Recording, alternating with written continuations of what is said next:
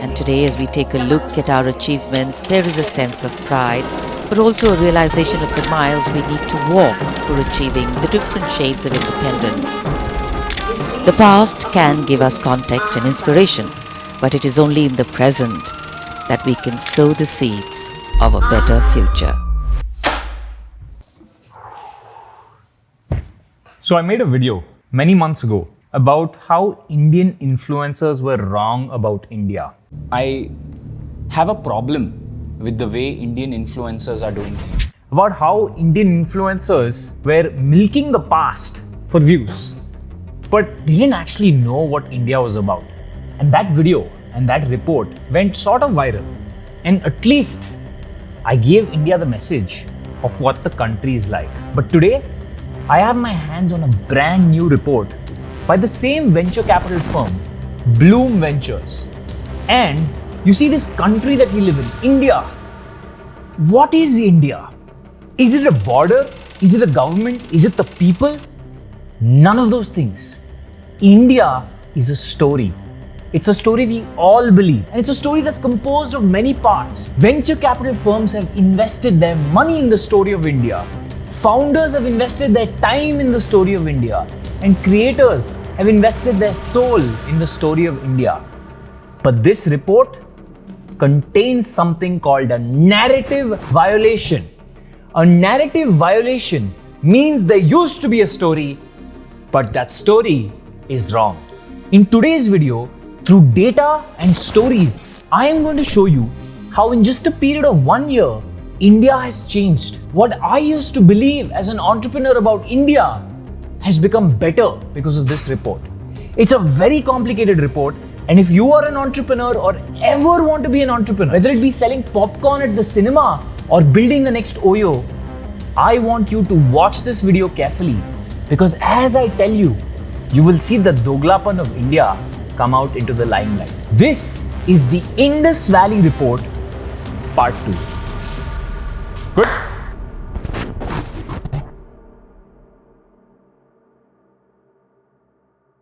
We are only going to cover the highlights of this report because this deck has 125 slides. It shows you the true colors of India, but we are going to capture its essence. The first slide of the report starts out with a paradox. It starts by saying that India has one of the oldest social stratification systems in the world, the caste system.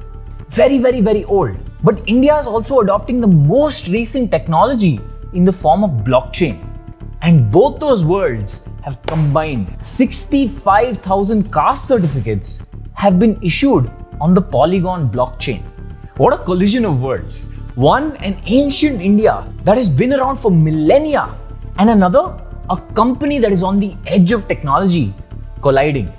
It can only happen in this country. The most amazing fact about India is that we are now the fastest growing economy in the world. For financial year 2022 to 2023, our GDP is sitting at $3.5 trillion, making us number one in terms of growth. The services sector in India, no, not products, services.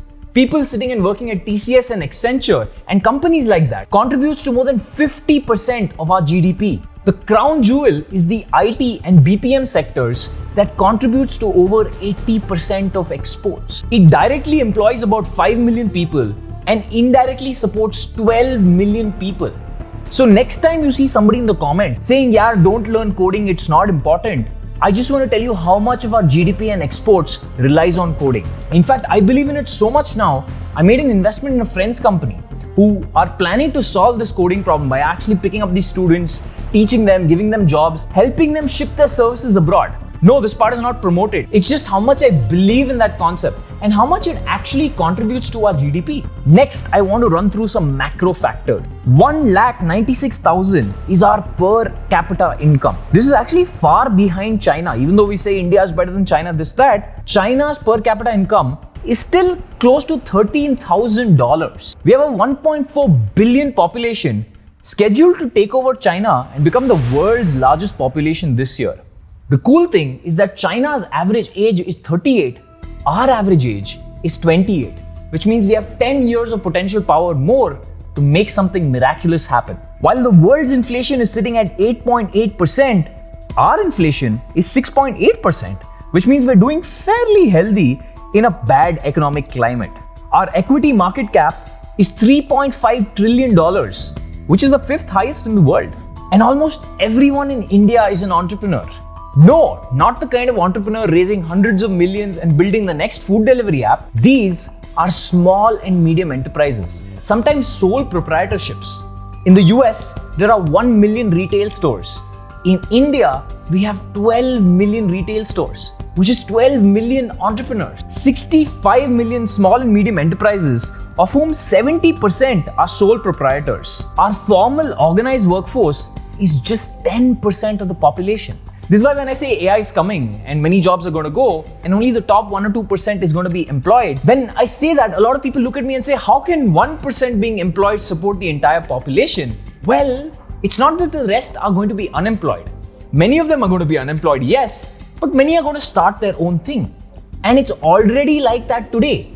10% organized formal workforce supports everybody else along with the entrepreneurs that make up the rest. Next, let's talk about online. We have lots of online users. We have 850 million internet users. More than half of India is sitting online, out of which 600 million users are smartphone users. But the funnel gets interesting. Only 350 million of them transact once a year online. That's it, just once a year and more online. 185 million are consistent online shoppers, but just 45 million are mature internet users who make up 50% of the wallet spend online. In fact, one of the cool things about my audience that I've learned over the years is that if you are watching me, you are part of that mature internet user base. Very likely part of that mature internet user base. The reason we have such a high top of the funnel is because of very cheap bandwidth and very cheap data plans. Mobile data pricing is one of the lowest in the world, just slightly above Israel. But the amount of data we consume, one of the highest amounts in the world. The good part about this is that it leads to massive user bases for apps in the country. WhatsApp has 500 million users in the country. YouTube has 467 million users in the country. These are massive numbers. In fact, out of 600 million smartphone users, 500 million use WhatsApp. Imagine that level of penetration as a business. Except WhatsApp and YouTube, if you combine all the other social apps in India, that total advertising market cap is totally a $4.5 billion market, which is a tiny number. In fact, in 2022, Snapchat alone in the US earned more from ad spend than all of these companies put together. It's not just with advertisements.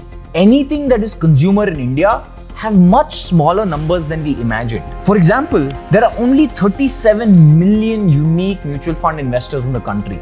That is much smaller than we thought it would be. There are only 35 to 40 million unique credit card holders in the country. Only 13% of students who study between 1st and 12th standard in India pay more than 1,000 rupees a month in school fees. Imagine, school fees in less than 12,000 rupees a year is the norm for India. If you've been to a school that costed you more than that per year, you're among the top 13% richest in this country. And to top it off, only 7.5% of households in India owns a car. A car is a good proxy for whether you are lower middle class and above or below. And only 7.5% of Indian households owns a car. So if you do own a car, congratulations, you won the lottery. Behind this, there's an undersized consuming class. Less than 12% of India make less than 1,30,000 a year. 50% of India makes between 1 lakh and 4 lakhs a year. If you make between 4 lakhs and 31 lakhs a year, you are among the top 38% in the country. And if you make more than 31 lakhs per year, you are in the top 5% of this country. Incredible numbers. The next slide shows the Doglapan, these two Indias. We have an India that cares a lot about the avocado. The avocado is supposed to be a premium fruit. It symbolizes a premium fruit. And there's a populace of India who live in India who thinks that everyone has that premium lifestyle. And at the same time, in that same compound, there are probably many people that's represented by the banana. There's a show called Decoupled in which there's an artist who shows an avocado and a banana. An avocado is supposed to be a premium fruit. Only some people in the world can afford it. But India has such a medley of population that we have people who love the avocado and the common man who is given only the banana. It's ironic because I'm somebody who hates the avocado. I love the banana. I think it's a wonderful fruit. Symbolizes that there are two Indias living in one place. In fact, as we go through the report, we'll see that it's more than two Indias. In fact, it's probably 3 or 4. Like we mentioned in the last video, India 1 has 120 million people and produces 1.4 trillion of GDP. India 2 has 100 million people and produces $300 billion of GDP. The difference between India 1 and India 2 is India 1 has a lot of regular transactors online. They spend a lot. India 2 spend occasionally, once in a while. And India 3 has 1,200 million people but produces only $1.8 trillion in GDP. They are 10 times the size of India 1 but produce only 20 or 25% more than India 1 in terms of GDP, even though they have 10 times the manpower. Unfortunately, the report has realized after lots of research that these people are non-monetizable users. Sure, they will come, they will use your app, they will have fun, but the minute you ask them to pay money, they will not pay simply because they don't have enough. Most apps are now targeting India 1, Netflix, Cred, Dunzo, etc. because they realize that's the same GDP. Whether you go after India 1 or India 3, except you need to hit 10 times more users and the cost of acquisition just catapults when you're going after 10 times the number of users. Imagine your ad spend. But if you go to India 1, you need to capture less number of people and you're able to monetize them better because they're regular online transactors. But here's an interesting stat that was not captured the last time. Outside of India 1, 2 and 3, there is an Indian diaspora, which is the people who are from India but don't live in India. They are abroad and they send back an insane amount of money. हम America में हैं 40 साल से. I've lived here for more than 30 years. I came from Andhra Pradesh. Bangalore. Ahmedabad. I'm basically from Kerala. I was born in Mumbai. The Indian diaspora transferred $100 billion in 2022 back to the country, which is more than the foreign direct investment into this country. Imagine your relative or your chacha who's gone abroad and sending money back, all of them combined are pumping more money into this country than all the top investors sitting outside of India combined. The next few slides of this report cover the fact that lots of new startups are emerging in small towns in India. And it's so weird. We used to have a generation where a tier 1 person used to do an MBA and then build products for the rest of India. We now have a person sitting in India 2 and India 3 building for India 1. It is a weird transformation of the country where anyone from anywhere, backed by local angel investors, can start a company. It is truly an exciting time to be in. And shows like Shark Tank have given visibility to many of these small-time founders. It's also mainstreamed entrepreneurship. Never in my career did I think more people would understand the plight of somebody who has raised money than today. After Shark Tank, it is dinner table conversation, not something I have to spend half an hour explaining to somebody when I meet them. The next thing is that the base of direct and indirect taxpayers has been growing, and GST has been a huge hit in expanding the taxpayer base. In mid-2017, 6 million companies paid GST in India. Today, that's 14 million companies. Income taxpayers went from 40 million in 2015 to 63 million in 2021. And there's also rising formalization in India. In fact, I was talking to my cook and I was telling her if she can come twice a day, and she said that I've started an agency, therefore I am quitting. So everyone's organizing, everyone's getting together, and this is being supported by the digital infrastructure of the country. On the identity side, we have Aadhaar, we have eKYC, we have digital signatures and online repositories. Payments, as you know, we have the backbone in terms of UPI, and in terms of data sharing, things like account aggregator that have now come in that allow you to link your SBI account and your HDFC account and all the other accounts, which allows us to trust people more. But there's one big difference in how China has done this and how India has done this, and this is very commendable. In China, all of this is owned by the government. It's one centralized entity, and if they don't like you, you're out.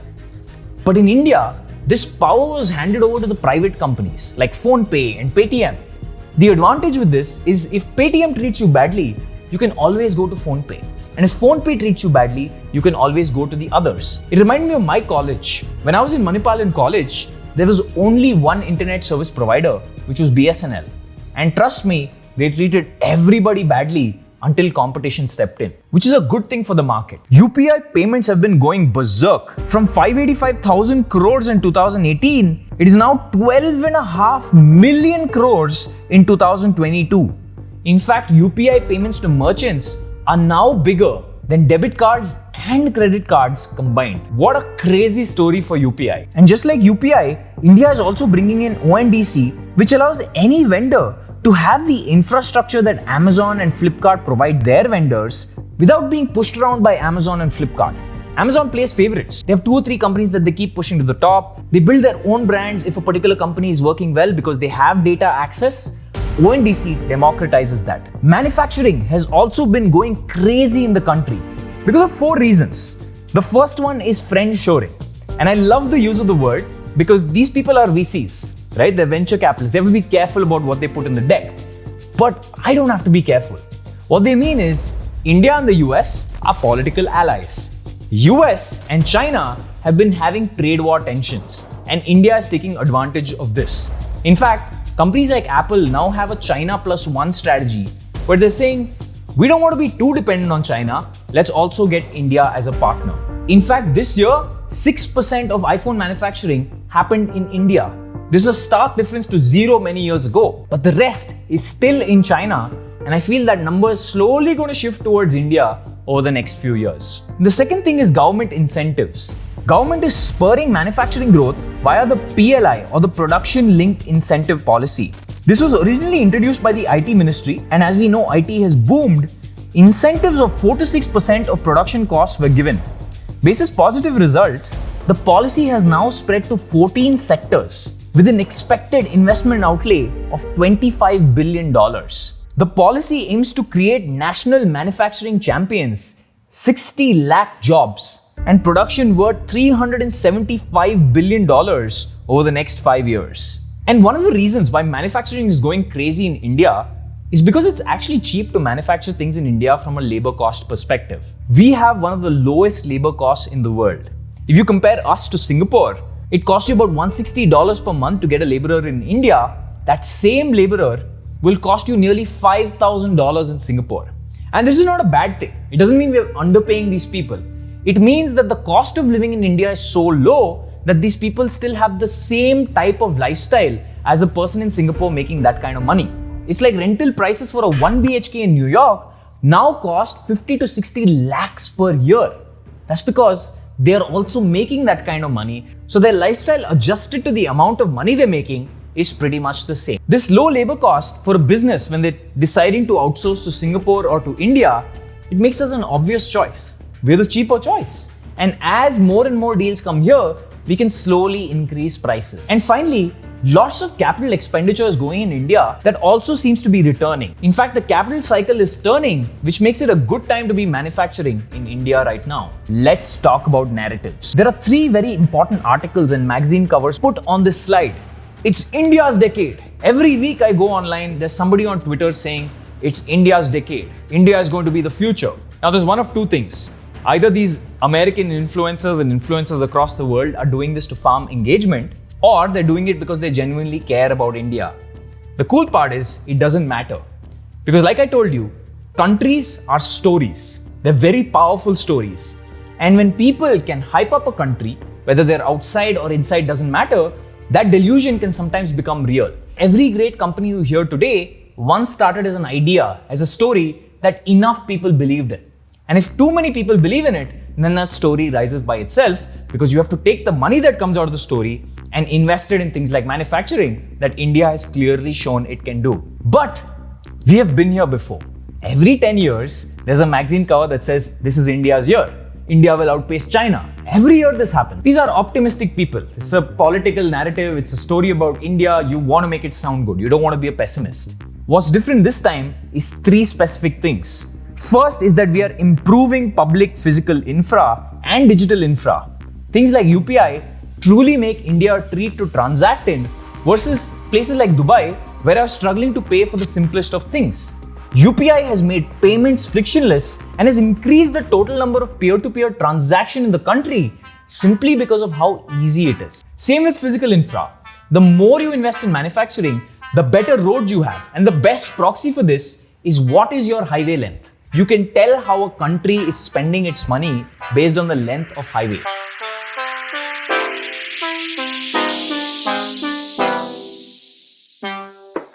And India's highway length has gone from 70,000 kilometers to 151,000 kilometers in just a span of 10 years. Things like GST and digital welfare are making sure money comes back into the state for us to spend on the next cycle of projects. Finally, schemes that allow people to take loans are allowing us to be a more risk-taking nation.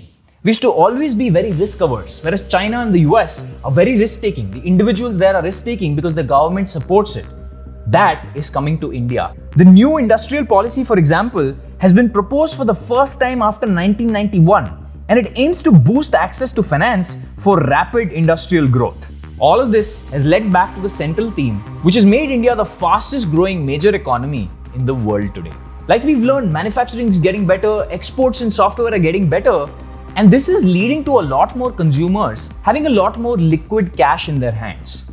See, spends for any random person are divided into staples, which are food and other expenses like that, and discretionary spending, which is, should I buy a PlayStation or should I buy jewelry? That's discretionary. And it turns out India's discretionary spend has been increasing consistently, which is a sign that either your staples are getting cheaper to buy or that you're making more money. And both of us know that staples are not getting that cheap. So people are making more money in this country. In fact, if you look at this graph, and here's an exercise for you, you can see that the average Indian spend on food in the last 10 years has been steadily decreasing. What do you think is the reason for this? Something is making it cheaper. You can go through this video, you can scrub back, and you can see I've already mentioned why. I've already mentioned this change. Try and put 2 and 2 together. Why is Indian spend on food getting cheaper while food itself is getting more expensive? Tell me in the comments below. I know we've been talking about India 1, 2 and 3, but let's talk about the baseline. And this is access to water supply in India today. 99% of India has access to electricity. That's a crazy feat. Even in 2010, this was 76%. We have successfully electrified our country.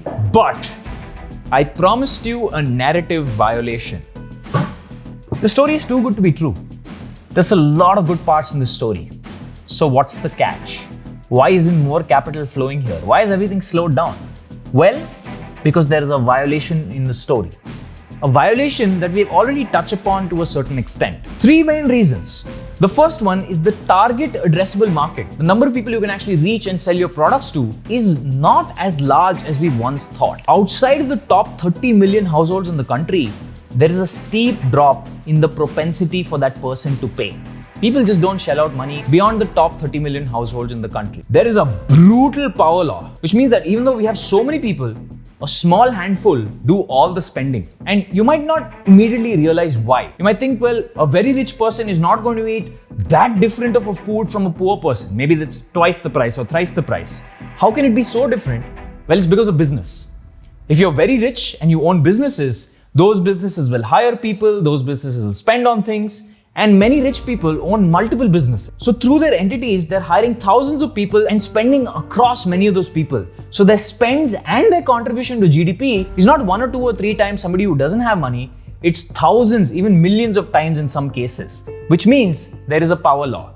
The richest businessman would be okay with spending $1 billion or $2 billion on a deal, but a poor person can't even fathom those numbers. And finally, there's a tapering of the frequent user base. We think that apps are going to have certain number of users today. 3 years later, we're going to have 10 times those number of users. But it turns out you can hit this 30 million household very quickly. After that, that engaging user base tapers off. 1%, that is 15 million Indians, pay any tax at all. And the reasons for this are not just because people are not making money, is that we have a very high exemption rate. The government has realized that if you tax somebody that's making, like I said, hundreds of thousands of millions of times of somebody that's poor, it is better to focus on that person because that person will pay you so much tax versus wasting your time on people who don't have that kind of capital and are anyway going to hide their numbers. What are you going to do? Are you going to send the tax department to the house of somebody making 3 lakhs and take assets from them? it's not worth the time or effort. So Indian governments, just like the smart startups, are focusing on the power law and going after the top. There's also one interesting stat here, which that the income growth amongst the elite has been growing because the number of taxpayers there has also increased very sharply. Nitin Kamath, who is the co-founder of Zerodha, recently set out to estimate the potential paying users for B2C products, and he said some things that will demoralize a lot of founders, which is what I said. Entrepreneurs have been wrong about India until we have finally learnt about the market. Because the story sold to every VC is that today we have this many users, tomorrow everyone in India is going to come online, everyone's going to make money, everyone's going to transact. But that's the narrative violation. You can get the users, sure, but will they transact?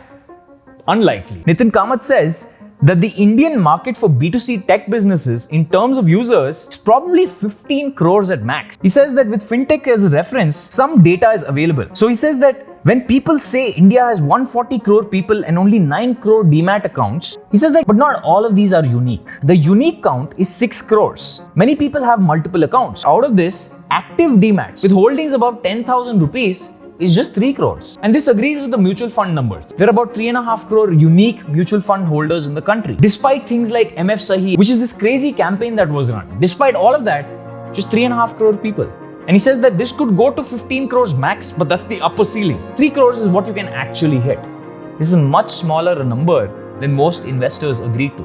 When Tiger was called here, when SoftBank was called here, when all these other investors were called here, with the Bharat story, that the transacting section of Bharat is going to become bigger, they're going to make more money, it turns out that that's much harder to execute, not because the founders are bad or stupid, but because the power laws in India are very skewed. In fact, Netflix has one of the lowest prices across geographies, with less than 160 rupees per month per user. And even they just have 6 million subscribers.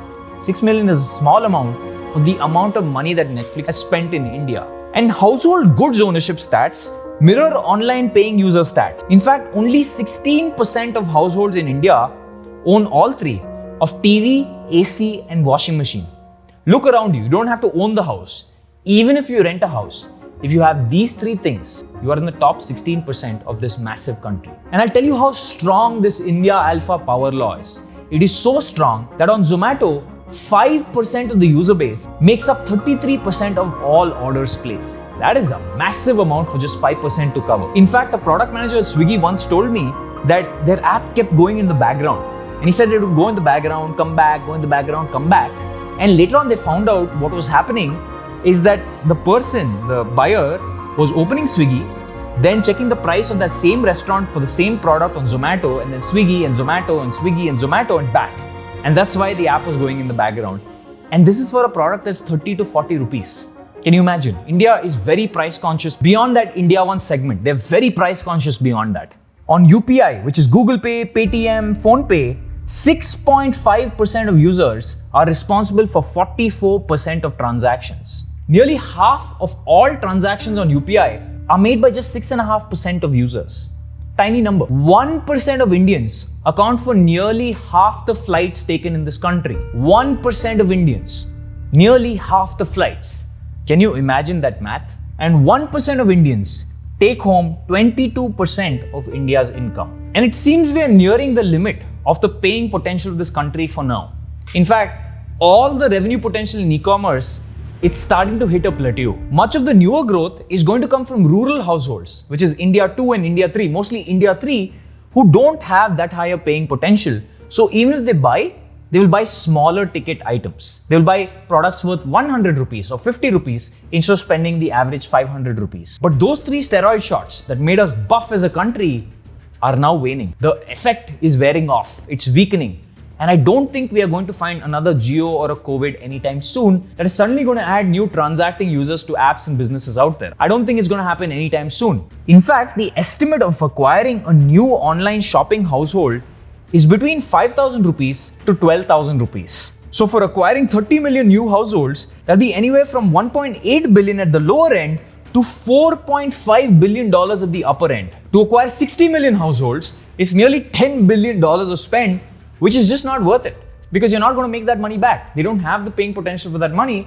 So most companies are saying, let's focus on that 10 years later once they've improved. And the next slide says that because these steroid shots are waning off, the number of transacting users on apps like Zomato have plateaued, they've flattened. The graph is flattened, it's no longer like this, it's straight. In fact, the top 4 IT firms are now laying off people after so many years. It is going to be a tough 1 or 2 years for everyone in business. In fact, the Jefferies report put out a statement saying that they think that the staple industry believes rural has bottomed out, but there's no conclusive evidence of pickup as of yet. We prefer staples over discretionary. We prefer things like the essentials rather than a new PlayStation or a car. But the cool part is India and Indus Valley, which is the business ecosystem of India, is learning through every generation. What I'm telling you now, I wish somebody came to me 10 years ago and just told me.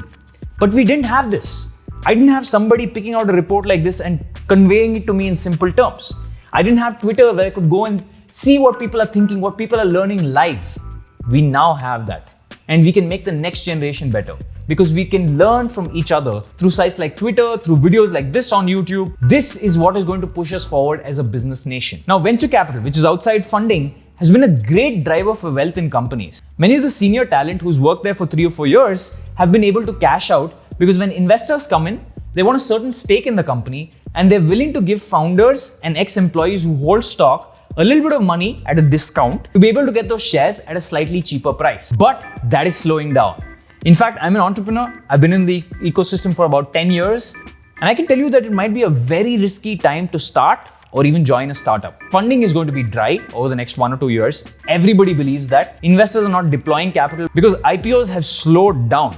If there's no liquidity, if an investor can't foresee him making money out of retail investors later, he's not going to put in money now. So it's going to be dry. In fact, now is the best time to work in a startup because the efforts that you put now will give you ESOP. All the tourists by now are gone. All the people continuing to stay in here are people who want to run or work in startup. And if you join a startup now, 3 years later, your ESOPs would have vested and matured.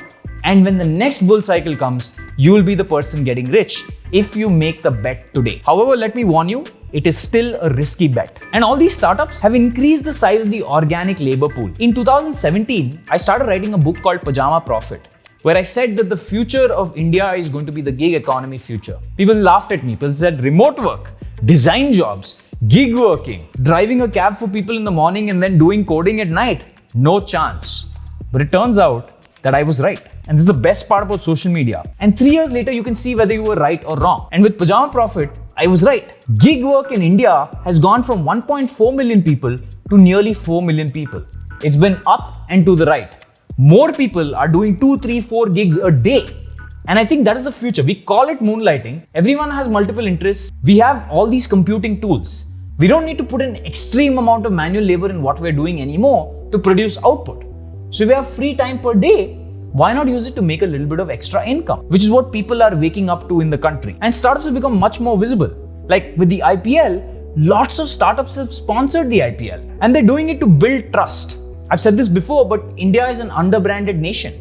We have lots of products, but we don't trust these small products that are sold at stores unless there's a brand behind them. There's a reason we buy Tata Salt and Tata Nano and Tata Steel. We trust Tata. So all these startups are trying to generate trust, and spending on the IPL is yet another way of them trying to win your trust. And if I show you these logos on screen, whether you hate them or you love them, you recognize them.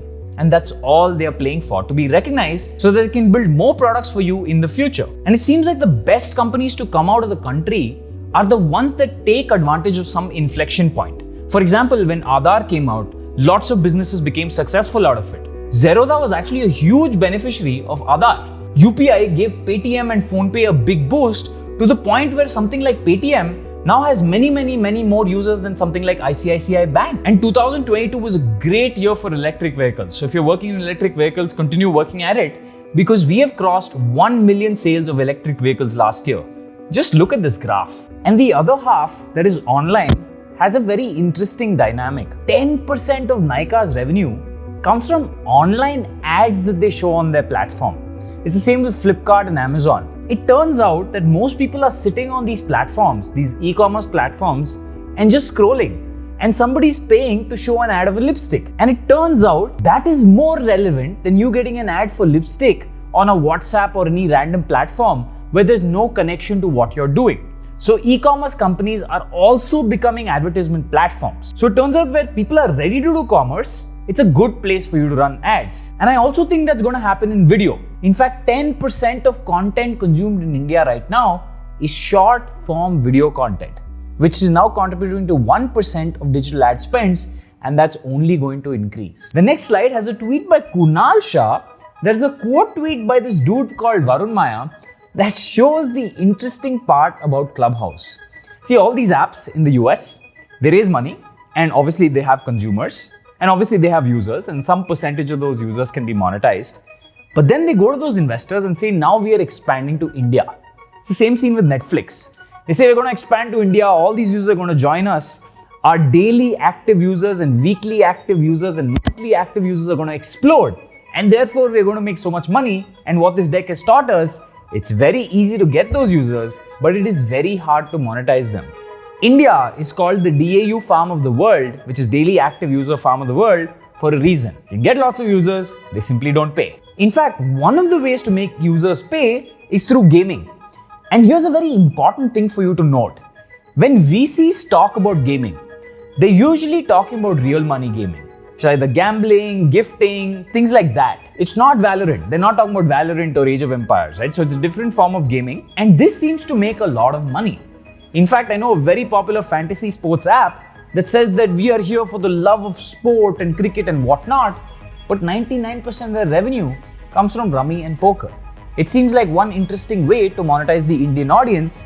It's just questionable what they're up to. And even the older generation of Indian companies are now going online. Hindustan Unilever, Mahindra, many of the others. Many of these old companies are also starting YouTube channels. When I started my YouTube channel, they said, why is this founder sitting and doing YouTube? What's the purpose? But now we have these old enterprise companies doing it because attention is the new oil, especially relevant attention. Not just have a social media app and have lots of irrelevant ads running all over the place on it.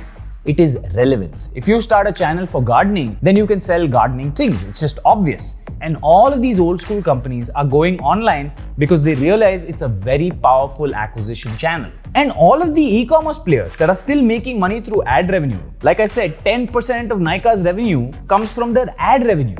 But despite of that, they are launching their private label brands. They're saying we have this distribution, we have all this data of what they want, why not just start our own label? Like Amazon has Amazon Basics. It's learning from the data of all the people that are selling on Amazon, then creating its copy brand and putting that at the top of listings. And India is not very happy with this. We are building out our own e-commerce infra with ONDC and now something called GEM that allows us to give people a platform without this manipulation by these large players. One interesting insight I saw from this deck was that Tier 2 and Tier 3 India shop with voice. This was very insightful for me. In fact, 5x was the year-on-year growth in voice search users. 2 in 3 users of voice search are from Tier 3 and smaller cities, and they're making these voice search in their regional languages. 40% of voice search users search for fashion, and 1 in 2 of these regional voice search users are first-time shoppers. So if you want to expand, you have to go regional. I want to end this video with one last thing, okay? We talk about apps and daily active users and all these mega numbers with people on their phones. But guess what? Paytm launched a soundbox, a physical product, because India is a low trust society and merchants don't trust that somebody's made a payment. So Paytm launched a soundbox which is now selling 1 million units a month. So for all the things we can say about online, India still buys products it can physically touch and feel. And that is very telling of the Indian story. What I've learned is that India will not pay for the greatest of software online, but they're willing to pay 125 rupees a month for a physical soundbox, which can obviously also happen through the phone, but these people still want a physical soundbox that says, you have received 40 rupees from Rahul. Can you imagine? That is the reality of the country we live in. That's it for me. If you like this video, please subscribe. Go check out the authors of this report. It's Sajid Pai and Amal Vats from Bloom Ventures. Definitely go check them out. And definitely subscribe if you want to learn more about business, artificial intelligence, future and tech in India. Bye.